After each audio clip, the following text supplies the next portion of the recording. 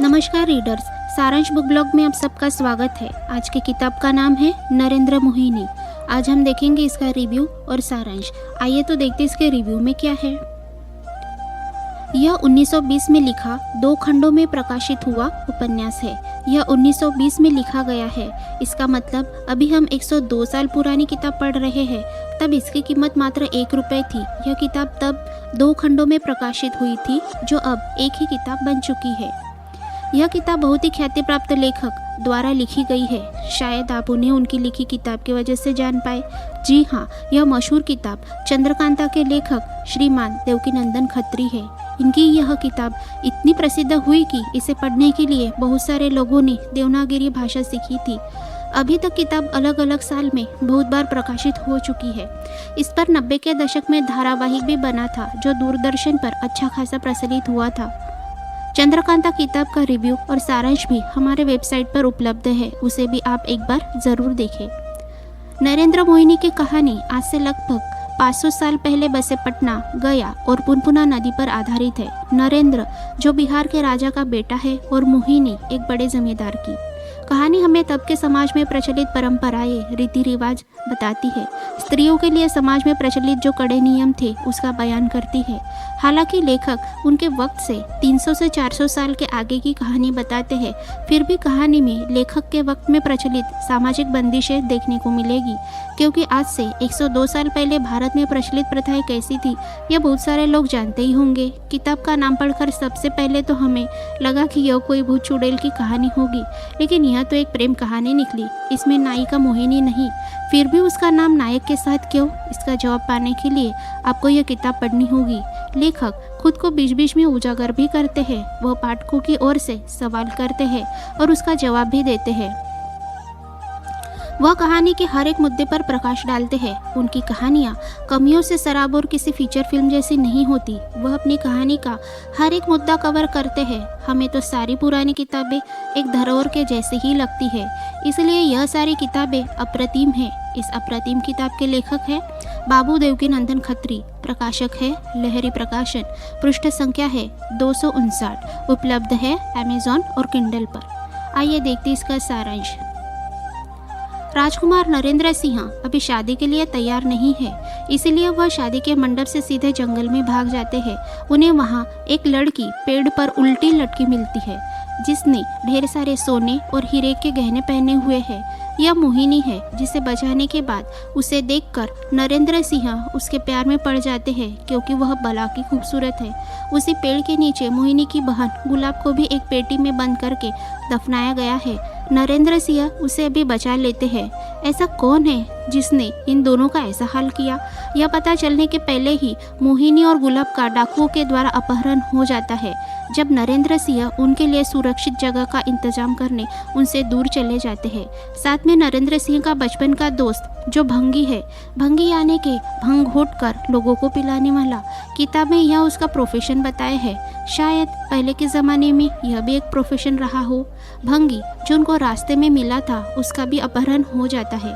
भंगी के चरित्र का वर्णन लेखक ने ऐसा किया है कि वह एक नज़र में बेवकूफ़ और दिखने में कार्टून जान पड़ता है। वह नरेंद्र सिंह और उसके राज्य के लिए पूरी तरह ईमानदार है, लेकिन यही भंगी नरेंद्र सिंह के दुश्मनों के लिए एक नंबर का चालाक और मक्कार बन जाता है। वह अपने चालाकी से डाकुओं के चंगुल से भाग निकलता है। वह नरेंद्र सिंह और मोहिनी का पता भी लगा लेता है। वह नरेंद्र सिंह के भाई जगजीत सिंह को भी कूट संदेश भेजकर सारी हकीकत बयान कर देता है। इसमें जगजीत सिंह पूरी तैयारी के साथ अपने भाई को बचाने के लिए निकल पड़ता है। इधर नरेंद्र सिंह मोहिनी की तलाश करते करते जंगल के बीचों बीच एक हवेली में पहुंच जाते हैं। वहां उन्हें मोहिनी मिलती है, लेकिन उसके चेहरे में कुछ बदलाव है। क्या यही मोहिनी है? क्योंकि उसे मोहिनी और नरेंद्र सिंह की मुलाकात के बारे में कुछ भी नहीं पता। उसकी भावभंगी माएँ भी अलग है। तो क्या यही असली मोहिनी होगी? ऐसा क्या हुआ है इसके साथ? यह ऐसे क्यों हो गई? वहीं पर नरेंद्र सिंह को पता चलता है कि वह जिस शादी से भाग निकले थे, वह रंभा भी उन्हीं को पति मानकर उन्हें ढूंढने के लिए घर से बाहर निकली है। यह जानकर वह रंभा से भी प्यार करने लगते हैं। जब यह मोहिनी को पता चल जाता है तो वह अच्छे से बुरी बन जाती है। वह सोचती है कि नरेंद्र सिंह मेरे नहीं तो और किसी के नहीं हो सकते, इसीलिए वह उन्हें जहर दे देती है जिसका इलाज सिर्फ मोहिनी के पास है।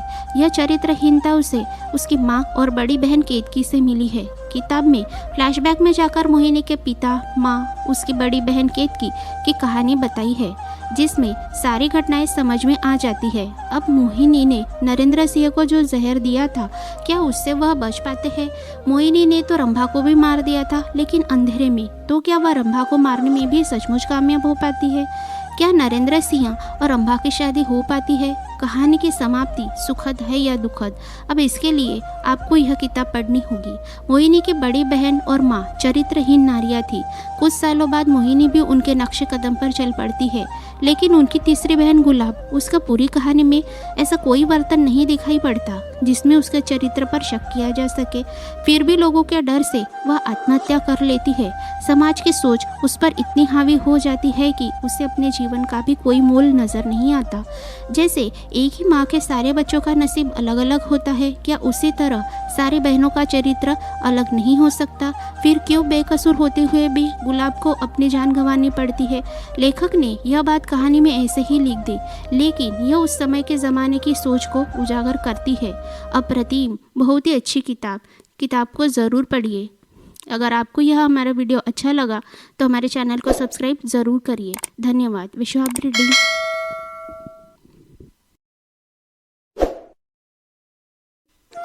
राजा से आज्ञा लेकर उत्तंग वहां से चल दिए।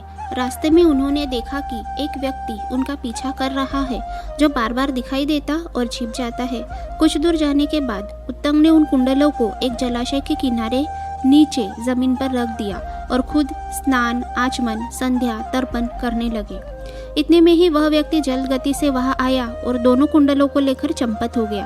उत्तंग अपने जल संबंधी सारे कार्य जल्दी से निपटाकर पानी के बाहर आए और बड़े वेग से उस दिगंबर यति का पीछा किया। दौड़ लगाकर उत्तंग ने उसे दबोच लिया। पकड़ में आते ही उसने दिगंबर यति का रूप त्याग कर नागराज तक्षक का रूप धारण कर लिया। वह पृथ्वी के एक बहुत बड़े विवर में घुस गया। बिल में घुसकर वह नागलोक में अपने घर चला गया। उत्तंग को महाराज पोषक की रानी की बात याद आई। पहले तो उन्होंने अपने डंडे की लकड़ी से उस विवर को खोदना शुरू किया, परंतु इसमें उन्हें सफलता न मिली। उस समय इंद्र ने उन्हें परेशानी में देखा तो अपना वज्र उनकी सहायता के लिए भेज दिया। उन्होंने वज्र को यह आदेश देकर भेजा कि जाओ इन ऋषिवर की सहायता करो। वज्र ने उत्तंग के डंडे में प्रवेश किया और विवर को खोखला कर दिया। खोखले विवर से पाताल लोक का रास्ता खुल गया। उत्तंग ने वहां प्रवेश करके नागलोक के दर्शन किए। उस नागलोक की चकाचौंध देखकर उन्होंने नागों के राजा ऐरावत और बाकी नागों की स्तुति की, लेकिन स्तुति करने पर भी कोई नाग वहां प्रकट नहीं हुआ। उन्हें कुंडल नहीं मिले। जब वे नागों की स्तुति कर रहे थे तब उन्हें वहां दो स्त्रियां दिखाई दी, जो करघे पर सूत के ताने में वस्त्र बुन रही थी। उस ताने में दो प्रकार के धागे थे, एक काला और दूसरा सफेद। उन्होंने वहां 12 अरों का एक चक्र भी देखा, जिसे 6 कुमार घुमा रहे थे। यही एक व्यक्ति भी था, जिनके साथ एक बड़ा ही सुंदर घोड़ा भी था। उत्तंग इन सारे वस्तुओं और व्यक्तियों का अर्थ समझ गया और इनको साथ में रखकर सबका मंत्रों द्वारा स्तवन किया। तब वह श्रेष्ठ व्यक्ति जो अश्व के साथ था, ऋषि उत्तंग पर प्रसन्न होते हुए बोला कि मैं आपका कौन सा प्रिय कार्य करूं? उनके ऐसा कहने पर उत्तंग ने कहा कि सारे नाग मेरे अधीन हो जाए। फिर वह व्यक्ति उत्तंग से बोले कि इस घोड़े की एक विशिष्ट जगह पर फूंक मारो। फूंक मारते ही अश्व के शरीर के सारे छिद्रों से धुएं के साथ आग की लपटें निकलने लगी। इससे सारा नागलोक धुएं से भर गया। नागराज तक्षक घबराकर उनके सामने प्रस्तुत हुआ और कुंडल उन्हें दे दिए। वे कुंडल लेकर सोचने लगे कि गुरु पत्नी का आज ही पुण्य व्रत है और मैं तो बहुत दूर निकल आया हूँ। इस स्थिति में यह कुंडल उन तक कैसे पहुँचा सकूंगा? उत्तंग को इस प्रकार चिंता में देख उस व्यक्ति ने कहा, तुम इस घोड़े पर चढ़ जाओ, यह क्षण भर में ही तुम्हें उपाध्याय के घर में पहुंचा देगा। उनकी बात मान उत्तंग उस घोड़े पर चढ़ गए और क्षण भर में ही उपाध्याय के घर पहुंच गए। उत्तंग को अभी तक न आया देखकर गुरु पत्नी उनको शाप देने का विचार कर ही रही थी कि उत्तंग वहां कुंडल लेकर प्रस्तुत हुए और गुरु पत्नी को प्रणाम करके वे कुंडल उन्हें दे दिए। उसके बाद वह अपने गुरु के पास गए। गुरुजी ने उन्हें देरी का कारण पूछा। तब उत्तंग ने नागलोक का सारा वृत्तांत कह सुनाया और पूछा कि वह सब क्या था। उपाध्याय ने जवाब दिया, जो स्त्रियां करगे पर वस्त्र बुन रही थी वे धाता और विधाता थी।